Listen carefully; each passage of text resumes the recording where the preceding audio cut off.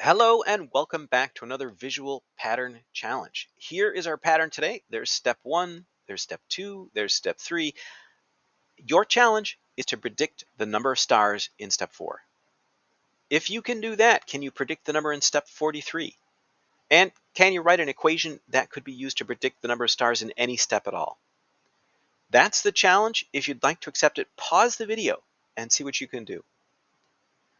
All right, so just getting a sense of this visually, I see squares and they're getting bigger pretty rapidly. So I would imagine this isn't a linear pattern. It doesn't have like steady growth between the steps. And I would guess because these are squares, it's going to be quadratic. But we can analyze the numbers and verify that for sure.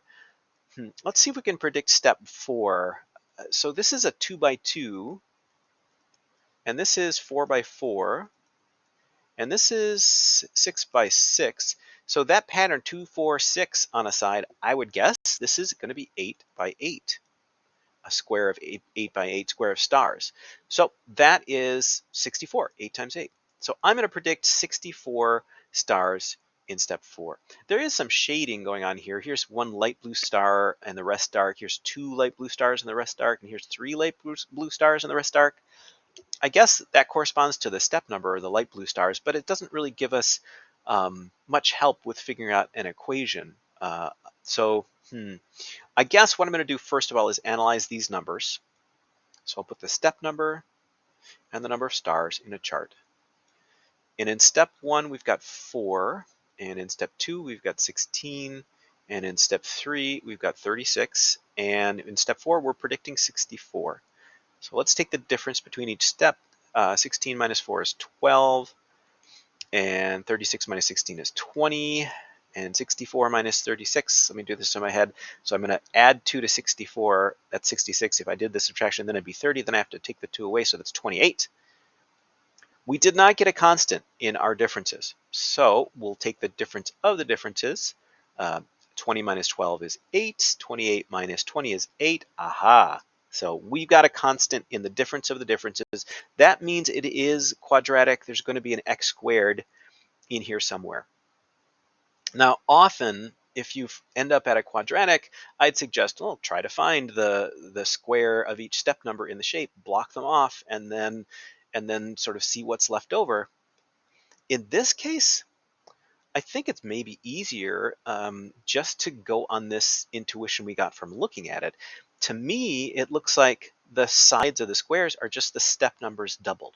So I think this is 2 times x and then square the whole thing. And this would be fine as an equation. You could do that. If you square everything here, that equals 4x squared. And if you've been following along on these, you might have known that already from this coefficient. When you get a coefficient, when you get a difference of the differences of 2, the coefficient of x squared is 1.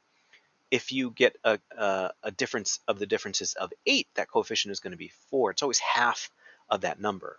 So 4x squared shouldn't be a surprise. Let's see if it works just like that. If we said y equals 4x squared. And yeah, so y equals 4 times 1 squared, that'd be 4.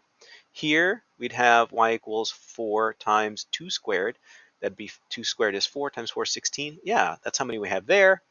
And here y equals 4 times 3 squared. 3 squared is 9 times 4 is 36. That's what we've got. And now that I've gone through this, I actually can see the visual pattern pretty easily. Here's 4 1 squareds, right? Here's 4 of the 2 squareds. And here's 4 of the 3 squareds. And it'll keep going up like that. So that is all making sense. So I think our equation we can be pretty sure of. I'm just going to write it as y equals 4 times x squared.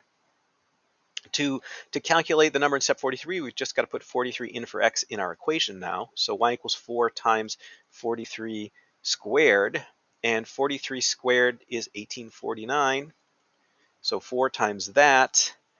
And let's see, I'm getting 7,396 stars in step 43. Is that what you got? Did you get that far? Did you get 64 for step 4? Let me know. Thanks, everybody.